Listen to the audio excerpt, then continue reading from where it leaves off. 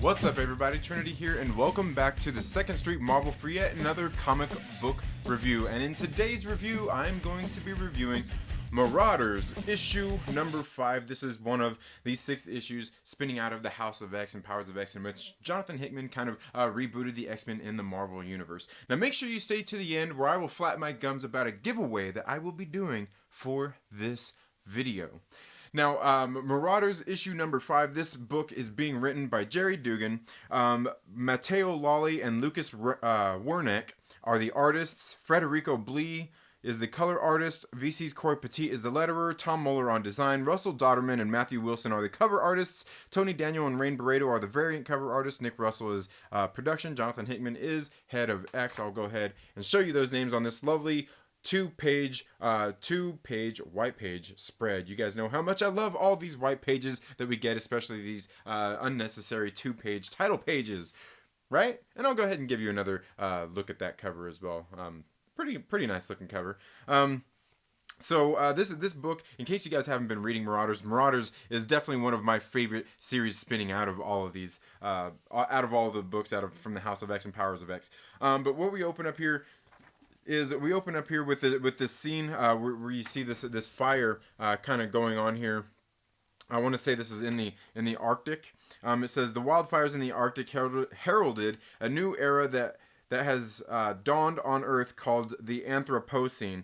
And a little bit of talk about that as we see that we can see that the Iceman is there. He's there to help put a stop to this. And why all of a sudden did I forget Iceman's name? I don't know.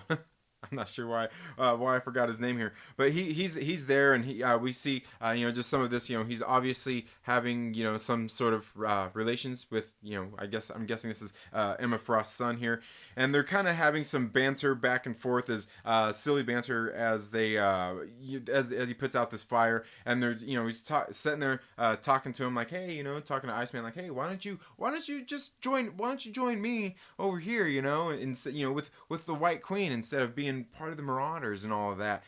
And he's talking about, I noticed you and Storm have kind of been paying a whole lot of attention to Kate Pryde. Are you guys scared that that if she gets hurt, since she can't go through the gateways, that also they won't be able to resurrect her if she dies?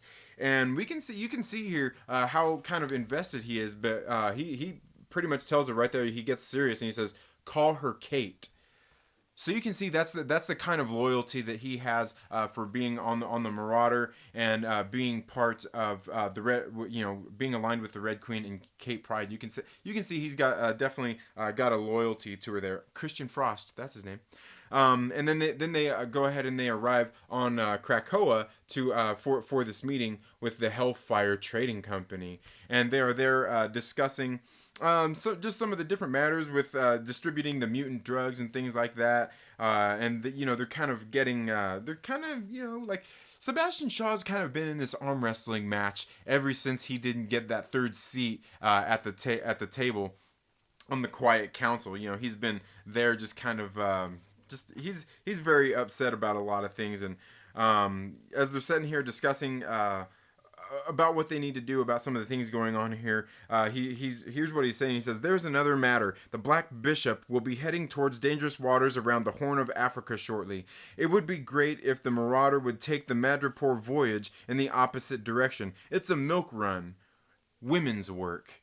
And Kate Pryde says, "Hey, you know what? Sounds like we should take a vote." And naturally, the three heads there of the Hellfire Trading Company, they vote against him, to which he obviously does not like too much. He's, like I said, he's been in this arm wrestling match with them for a while. And then we see that Kate and Emma Frost are having a little conversation here a little bit after that meeting, just about some of the things going on with that, and just I don't know, some weird things here just kind of implied in the with just like their friendship here as they're talking. And then we see that they decide to go down and join this I don't know, just go down there and just kind of join this social thing going on downstairs with the other mutants. And then in runs and runs Pyro, saying that there's been an attack on the ship. And what is it? What is the name of the attack? The Upstart.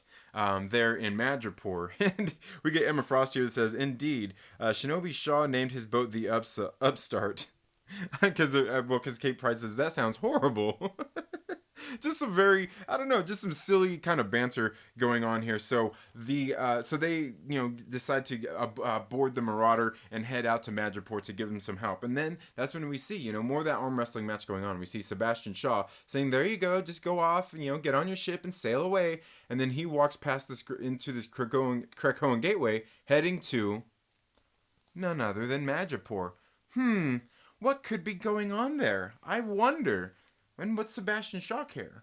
And then we get another one of these lovely white pages. You guys know I love these so much, with some very interesting things kind of revealed here from the X desk. And who this person is, we don't know, but always some interesting stuff that we get in these books. So then we flash to Madripoor, where Storm and Bishop are there trying to find out what's going on. They come upon this kid and ask him, "Hey, what's going on?" And the kid basically tells him like, "Hey, there's a reward out there for whoever." Gosh, what does it says? You got to kill a mutant first, then you must see the Verendi. Basically saying they'll make you rich. And they're in Madripoor. If you're not rich, you're poor. And so there's a whole group of people out there trying to hunt these mutants down. Bishop gives him a handful of money and says, "Here, just take this, just go home. Just go. You don't want to be a part of this." And so Bishop and Storm end up getting to the Upstart and trying to find out exactly what's going on here. And that's where they find Shinobi Shaw kind of trapped underground with in the ship with all of the other people that they were apparently bringing back to Krakoa. And that's when they are confronted by these people there that have these same suits like they had there in Russia. That when they get blasted with these rays, basically nullify their mutant powers. Just some very interesting things. And then we get another one of these lovely white pages. I guess we needed 4 of them in this book, right? I'm sure we did. Explaining the hominis verendi. And this is basically it's talking about the queen of the white side. We're talking about the Wilhelmina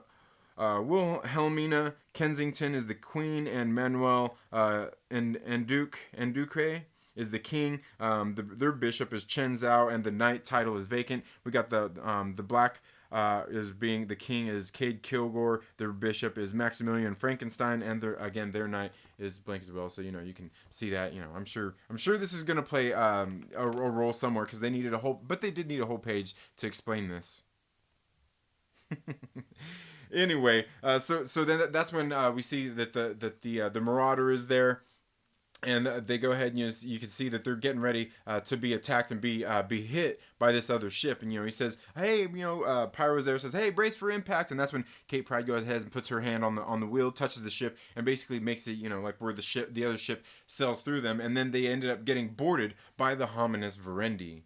And just some very interesting things going on here. A lot of stuff to talk about in this issue. And it's an interesting thing, this hominis verendi, because we see who it is these kids who were part of they're not part of the Hellfire Trading Company. One of my great viewers, Cat Czar, who is always a pleasure to hear from here on the channel, came and kind of explained some of the things to me here, because I'm not completely familiar with all the mutants in the X world and everything like that. So it's nice to hear from viewers just like you to give me input and kind of enlighten me on some of these things here, where these kids had apparently probably used to be somewhat employed by the Hellfire Trading Company and things like that. And I have a big suspicion that some of the things that were explained in this book and some of the things that are going on here with the hominis verendi are probably all part of Sebastian Shaw's plan. His arm wrestling match with Emma Frost and Kate Pryde to gain control of that third chair. And I'm almost positive that he's not going to stop there. I think he wants all 3 of those seats. But I don't know. It just seems odd, that for me, the one thing I find odd is how come they got they've got some of these telepaths on Krakoa, yet nobody knows what Sebastian Shaw is up to. My thing is they probably do know, and they're letting him get away with it. How does Charles Xavier not know? You know what I'm saying? I don't know. They're just letting him get away with it, though. Definitely some very interesting things going on here in this Marauders book. Again, it's been very good seeing this kind of arm wrestling match going on. But let me know down in the comments below, have you read Marauders issue number 5? If so, what did you think about it?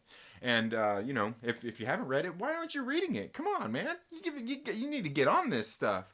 But now, as I said at the beginning of the video, I will be giving away a copy of Marauders issue number 5. To get entered into that, all you gotta do is be subscribed to the channel and make sure you leave a comment down in this video. And I have been announcing these giveaways on my comic book pull list, which is going to be premiering on Facebook from now on. But you might find it here on the channel, maybe in my comic book pull list. The